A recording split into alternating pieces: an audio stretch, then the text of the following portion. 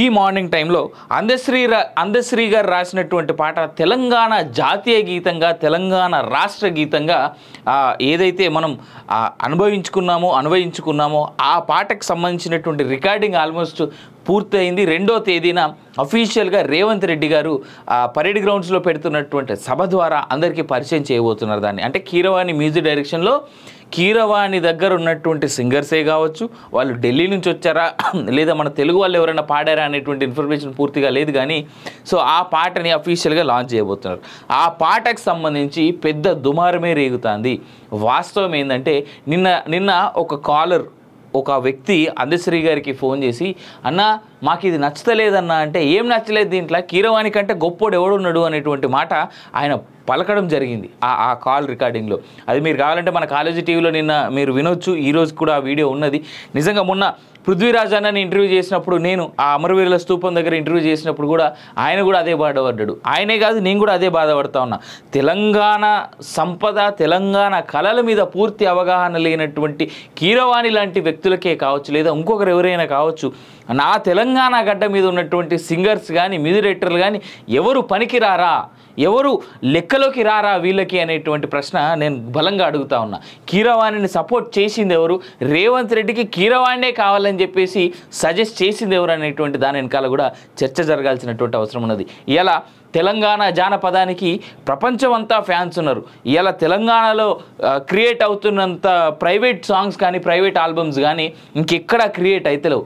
ఇంత అద్భుతమైనటువంటి పాటలు చేస్తున్నటువంటి ఈ తెలంగాణ గడ్డ మీద మ్యూజిక్ డైరెక్టర్లు ఎవరు లేరా, అసలు కీరవాణి కంటే గొప్పోడు ఎవరు లేడా అనేటువంటి మాట అందశ్రీ గారి నోటి వెంట విన్నప్పుడు నిజంగా చాలా బాధపడ్డా, చాలా ఇబ్బంది పడ్డా అలాంటి స్టేట్మెంట్స్ నేను విన్నందుకు.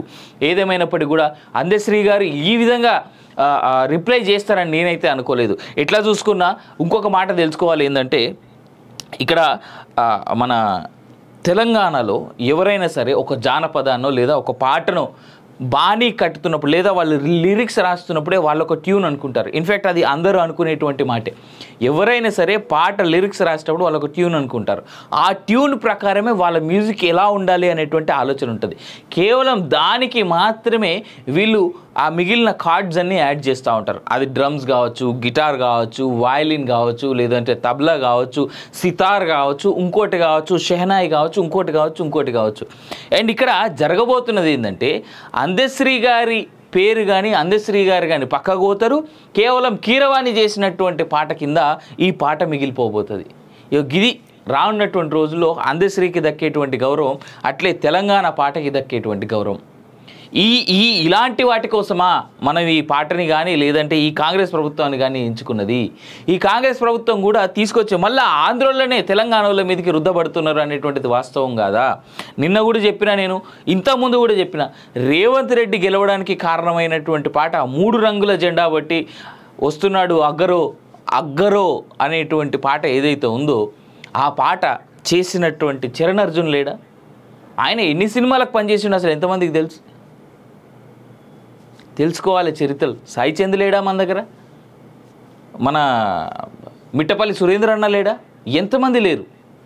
వీళ్ళందరినీ కాదని చెప్పేసి కేవలం కీరవాణ్ణి తెచ్చి పెట్టుకుంటున్నాం అంటే మనం తెలంగాణ పాటకి, తెలంగాణ ఆత్మగౌరవానికి మనం ఏం గౌరవం ఇస్తున్నట్టు దీన్ని బట్టే అర్థం చేసుకోవచ్చు. ఇప్పటికి కూడా ఈ కాంగ్రెస్ ప్రభుత్వం వచ్చిన తర్వాత ఇది కాంగ్రెస్ లాగా కనబడతలేదు. కనీసం ఈ విషయంలో మాత్రం టీడీపీ అండ్ చంద్రబాబు నాయుడు దగ్గర పనిచేసినటువంటి రేవంత్ రెడ్డి, చంద్రబాబు నాయుడు కింద పనిచేస్తున్నటువంటి రేవంత్ రెడ్డి నాకు కనబడతా ఉన్నాడు తప్ప, తెలంగాణ ఆశయాల కోసం, తెలంగాణ ఆత్మగౌరవం కోసం పనిచేస్తున్నటువంటి రేవంత్ రెడ్డి నా కళ్ళకైతే కనబడతలేడు అనేటువంటిది నా భావన.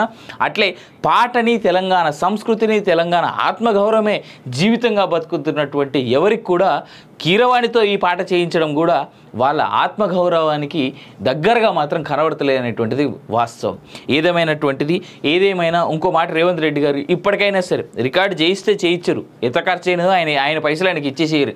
తెలంగాణలో ఉన్నటువంటి ఏ మ్యూజిక్ డైరెక్టర్ని, తెలంగాణ ఒరిజినేటెడ్ ఉన్నటువంటి వాళ్ళు ఎవరికైనా సరే, అన్నా నువ్వు ఈ పాట చేయన్నా అంటే కళ్ళకు అద్దుకొని ఆనందంతో చేస్తారు, రూపాయి ఆశించకుండా. ఇది మీరు గుర్తుపెట్టుకోవాలి రేవంత్ రెడ్డి గారు. చాలామంది ఉన్నారు తెలంగాణ కవులు, తెలంగాణ గాయకులు, తెలంగాణ మ్యూజిక్ డైరెక్టర్లు, కానీ సముచిత స్థానం దక్కక, సముచితమైనటువంటి స్థాయి దక్కక వాళ్ళెవరు మీ కళ్ళకు కనబడతలేరేమో అని నేను అనుకుంటా ఉన్నా. ఏదేమైనా కానీ రేవంత్ రెడ్డి గారు కానీ కాంగ్రెస్ ప్రభుత్వం కానీ ఇప్పటికైనా కళ్ళు తెరవాలని చెప్పేసి కోరుతా మన మార్నింగ్ న్యూస్